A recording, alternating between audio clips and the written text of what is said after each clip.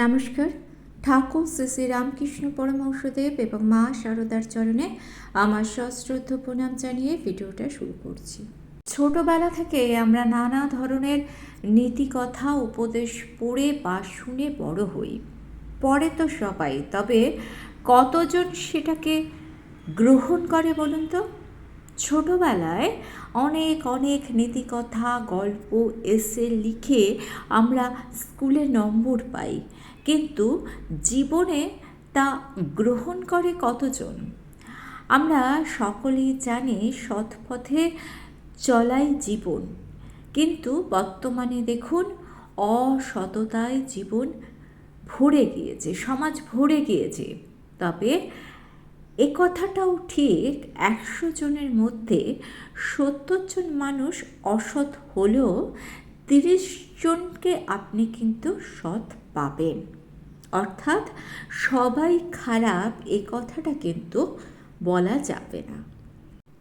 বর্তমানের বাস্তব পরিস্থিতি একটা কথা বিশ্বাস করতে আমাদের বাধ্য করে যে যারা বোকা তারাই কিন্তু ধোঁকা খায় সবচেয়ে বেশি, যারা সৎ তারা জীবনে কষ্ট পায় সব থেকে বেশি। আর আপনি যদি সরল হন তাহলে আপনি জীবনে আঘাত পাবেন সবচেয়ে বেশি। আপনার চারপাশে আপনি যত স্বার্থপর মানুষ দেখবেন তারা খুব আনন্দে আছে, সুখে আছে, কিন্তু আপনি জানবেন আপনার এই দেখা স্থূল চোখের দেখা, স্থূল দৃষ্টি, সূক্ষ্ম দৃষ্টি নয়। সূক্ষ্ম দৃষ্টি এটাই যে যদি কেউ আপনার মুখের ওপর দরজা বন্ধ করে দেয়, আপনাকে উল্টো পথ দেখিয়ে দেয়, তাহলে জানবেন কাল তার সাথে ঠিক একই ঘটনা ঘটতে চলেছে। এটা বাস্তব সত্য। আর এই সত্যিটাই হচ্ছে কর্মফল। এই পৃথিবীতে প্রত্যেকটা মানুষের কর্মফল তাকে ভোগ করতেই হবে। আপনার সহজ সরলতাকে কেউ যদি আপনার দুর্বলতা ভাবে, আপনার চুপ করে থাকাকে কেউ যদি আপনার অক্ষমতা ভাবে, কেউ যদি আপনার সব কিছু মেনে নেওয়াকে আপনার কাপুরুষতা ভাবে, তাহলে তাতে আপনার কিছু করার নেই, কারণ সেই ভাবনা তার, সেই নেগেটিভিটি তার সৃষ্টি করা। তার এই সৃষ্টি করার নেগেটিভিটির অন্ধকারে সে ক্রমশ ডুবে যেতে বাধ্য হবে। সে তার কর্মফল ভোগ করবেই। আর আমাদের পুরাণ, গীতা, উপনিষদ বলছে যে কর্মফল যে এক জন্মে ভোগ করতে হয় সেটা নয়, পর জন্মেও কিন্তু এই কর্মফল বয়ে বেড়াতে হয়। অর্থাৎ কর্মফল এ জন্মেও ভোগ করতে হয়, পর জন্মেও কিন্তু ভোগ করতে হয়। আর এটাকে বলা হয় পারথ। সংসারের চারিদিকে তাকিয়ে মনে হয় ভগবান কোথায়? তিনি কি কিছুই দেখেন না? তিনি কি কিছুই বোঝেন না? আর তিনি যদি সব দেখছেন, সব বুঝছেন, তাহলে খারাপ মানুষদের খারাপ না হয়ে ভালো হয় কিভাবে? আর ভালো মানুষদের সঙ্গে খারাপ হয় কেন? কিন্তু আপনি নিশ্চিন্ত থাকুন, আজকে যারা অন্যায় করছে, অপরাধ করছে, তারা কখনো ভালো থাকবে না। তাদের কর্মের ফল তারা দ্বিগুণভাবে পাবে তাদের নিজেদের জীবনে।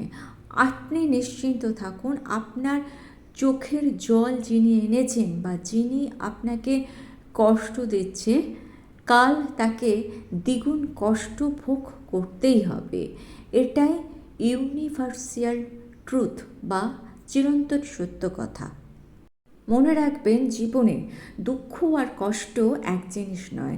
জীবন যদি সংগ্রামময় হয়, আপনাকে যদি আপনার জীবনের উন্নতির জন্য চরম দুঃখ ভোগ করতে হয়, তবে আপনি জানবেন ঈশ্বর আপনার সহায় রয়েছেন। তাই তো মা বলছেন দুঃখ দুঃখ তো দয়ার দান। জীবনে আপনাকে যতই দুঃখ সহ্য করতে হোক না কেন, কখনো নিরাশ হবেন না, হতাশ হবেন না।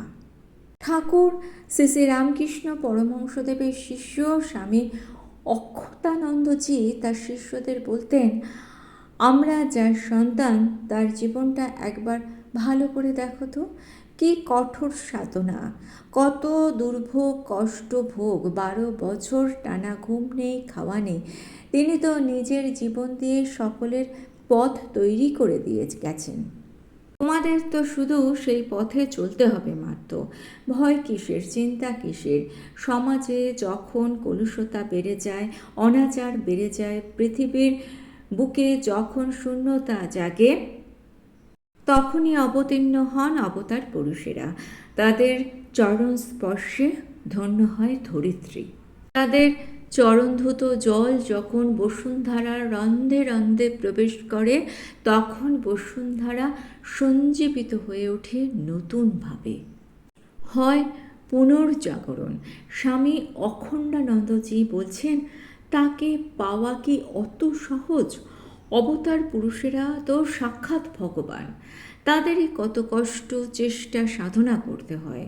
অন্যদের তো কথাই নেই, কোনো উপায় নেই, শুধু প্রাণ ভরে তাকে ডেকে যাওয়া ছাড়া, শুধু বলা, দেখা দাও দেখা দাও, আমি আর কিছুই চাই না, সর্বসুখও চাই না, শুধুমাত্র তোমাকে চাই। সঙ্গে সঙ্গে প্রার্থনা করতে হয়, আমার ভোগ বাসনা ঘুচিয়ে দাও। স্বার্থপরতা সংকীর্ণতার মধ্যে আত্মার উন্নতি অসম্ভব। সুখ ভোগের এতটুকু ইচ্ছা থাকলে তো হবে না।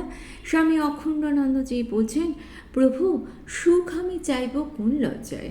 তুমি যখন সুখ পাওনি জীবনে, পৃথিবীতে দেহ ধারণ করে আসা অবতার পুরুষদের জীবন দুঃখ ভোগের সুস্পষ্ট ব্যাখ্যা দিয়েছিলেন স্বামী অখণ্ডানন্দজি। স্বামীজি বলছেন, তুমি যতবার দেহ ধারণ করে এসেছো এই ধরিত্রীতে, কখনোই সুখ পাওনি। তুমি তো সবচেয়ে দুঃখের জীবন কাটিয়ে গেছো। রাম রূপে রাজপুত্র হয়ে জীবনের শ্রেষ্ঠ সময় বনবাসে কাটালে। বনবাস যদিও বা ফুরলো, কত কাণ্ডের পর সীতামায়ের উদ্ধার হলো, সেই মা সীতাকেই তুমি হারালে। কৃষ্ণরূপে রাজার ছেলে হয়ে জন্মালে, কিন্তু জন্মালে কারাগৃহে। তারপরে সারাটা শৈশব নিজের মায়ের দূর থেকে বঞ্চিত হয়ে রইলে, গোয়ালার ঘরে মানুষ হলে। সারাটা জীবন শুধু যুদ্ধ যুদ্ধ করে কেটে গেল। দুষ্টের দমন করলে কিন্তু শান্তি পেলে না, জগতে শান্তি স্থাপনের চেষ্টা করলে, কিন্তু তবুও সবাই তোমাকে দায়ী করে দোষী করল কুরুক্ষেত্রের অশান্তির জন্য। অভিশাপ তুমি মাথায় পেতে নিলে, সিংহাসন নিয়ে খেলা করলে, কিন্তু কখনো সিংহাসনে বসলে না। নিজের চোখের সামনে আত্মীয় স্বজনদের মৃত্যু দেখলে, আর অতর্কিতে ব্যাধের স্বরে নিজের প্রাণ হারালে। বুদ্ধরূপে খ্রিস্টরূপে সারাটা জীবন কত না কষ্ট পেয়েছ, কতদিন শোয়ার জায়গা পর্যন্ত তুমি পাওনি। তারপর তোমার নতুন রূপে কত কষ্টই তুমি করে গেলে জগৎকে দেখানোর জন্য, পথ দেখানোর জন্য। নিজের জীবন দিয়ে জগৎকে তুমি দেখালে। ভোগ কখনো লক্ষ্য হতে পারে না জীবনের। তুমি তো অবতার রূপে জগৎকে দীনতা শিখাতে এসেছিলে। তোমার বাইরের তো কোনো ঐশ্বর্য নেই। ফুলের মালি বলে ভুল করে এক বাবু যখন তোমার কাছে ফুল চাইল, তুমি তো তখনই তাকে ফুল তুলে দিয়ে এসেছ। আবার একই রকমভাবে চাকর ভেবে যখন তামাক সাজতে বলেছিল, তখন তাকে তামাকও সেজে দিয়েছিলে। বাঙালিদের এঁটো পরিষ্কার করেছ নির্ভয়ে, নিশ্চিন্তে। অজ্ঞানের তিমিরে আচ্ছন্ন অন্ধ মানুষের চোখে আলো দেখিয়েছ তুমি। তাই তো তুমি হয়ে উঠেছ ঠাকুর রামকৃষ্ণ পরমহংসদেব। আর তুমি যখন আমাদের পথ প্রদর্শক, তখন আমাদের ভয় কোথায়? যে কেউ মুখের ওপর দরজা বন্ধ করুক না কেন, ভয় কি? তুমি আছো, পথ দেখিয়ে নিয়ে যাবে। আর ঠাকুরের শক্তিতেই আপনি আপনার মধ্যের যে আত্মশক্তি আছে, সেই শক্তিকে বৃদ্ধি করুন। আপনাকে কেউ যদি লাঞ্ছনা করে, আপনার মুখের ওপর দরজা বন্ধ করে দেয়, তাহলে পরোয়া করার কোনো প্রয়োজন নেই। ঠাকুর রয়েছেন আপনার মাথার উপর। ভিডিওটা ভালো লেগে থাকলে চ্যানেলটিকে সাবস্ক্রাইব করে নিয়ে পাশে থাকা বেল আইকনটা প্রেস করে দিয়ে অল অপশানটা ক্লিক করে দেবেন, তাহলে যখনই নতুন কোনো ভিডিও আপলোড করব তার নোটিফিকেশন আপনাদের কাছে পৌঁছে যাবে। ঠাকুর ও মায়ের চরণে প্রণাম জানিয়ে আজকে এই পর্যন্তই। Thanks for watching.